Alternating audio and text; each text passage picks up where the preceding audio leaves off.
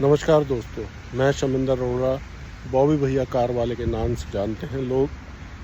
हम अपने YouTube channel drive smart deals के माध्यम से आप तक जुड़ते हैं, आप तक अपनी बातें पहुंचाते हैं, आपके सवालों के जवाब देते हैं। जैसा कि पहले एपिसोड में हमारे कुछ श्रोताओं ने पूछा था कार सर्विस के रिगार्डिंग टिप्स, उसमें हमने बताया था किस तरीके से कार को भेजना है सर्विस स्टेशन पर और क्या बातें करनी है। चलिए इस दूसरे एपिसोड में हम उसमें कुछ बातें जोड़ते हैं और उसका निष्कर्ष निकालते हैं।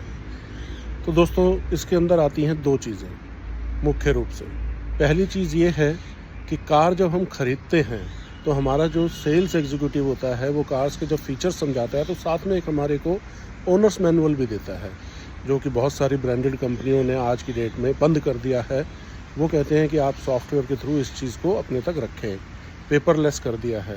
तो आप अपने मोबाइल के अंदर अपने आप को रजिस्टर्ड करते हैं उस ब्रांड कंपनी के साथ, अपने मोबाइल नंबर से, कार नंबर से, और आपको उसके अंदर अपना ओनर मैनुअल मिल जाता है। तो जब भी आप कार को सर्विस के लिए भेजते हैं तो उसके अंदर सबसे पहली चीज़ ये आती है कि आपके जो कॉल आया है, एडवाइज़र जो आपको गाइड कर रहा है, आप उसकी बात पूरी सुने। पहले सुनने के बाद जब वो सारी बात कह दे, एस्टिमेट दे दे आपको, उसके बाद आप उसे सिर्फ एक ही चीज़ बोलेंगे कि मेरी कार की शेड्यूल सर्विस जो ओनर्स मैनुअल के हिसाब से है उसे कर दो, चाहे वो 10,000 किलोमीटर वाली है, 20 वाली, 30 वाली, 40 वाली। इस हिसाब से उसके अंदर जो पार्ट्स डालने हैं वही पार्ट्स डाले जाएंगे और उसी की ही लेबर लगाई जाएगी।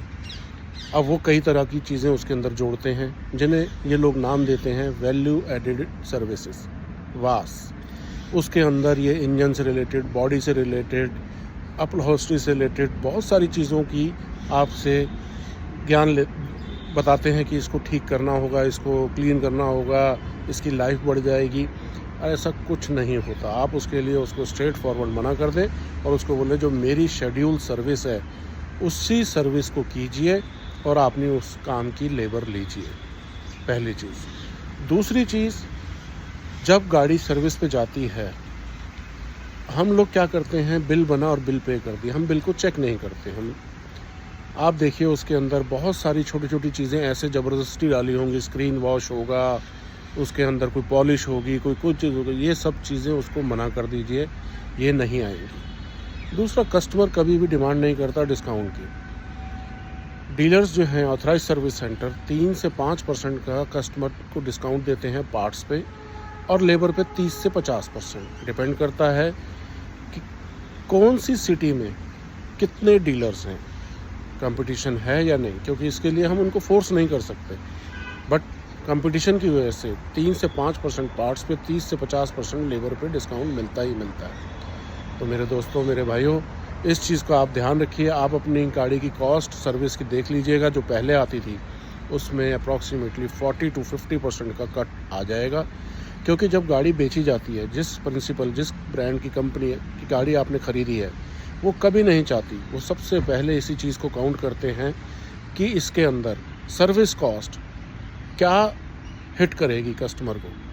ये बहुत बड़ी चीज़ होती है कंपनी के लिए। कंपनी कभी भी 8 से 10 या 12 लाख रुपए वाली गाड़ी की सर्विस कॉस्ट 15 लाख तक नहीं लेती, लेकिन जब हम भेजते हैं गाड़ी सर्विस सेंटर पे तो इतनी बिल आता है। वो आता है क्यों? क्योंकि हम ध्यान नहीं देते।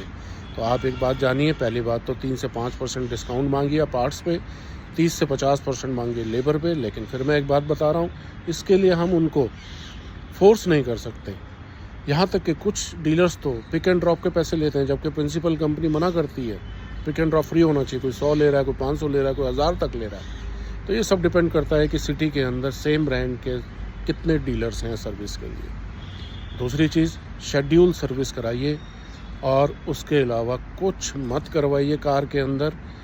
वो कुछ भी एडवाइज़र एडवाइस करता रहे आपको, उस चीज़ को लेकर के आपने कभी भी कोई चीज़ एडिशनल नहीं करानी है।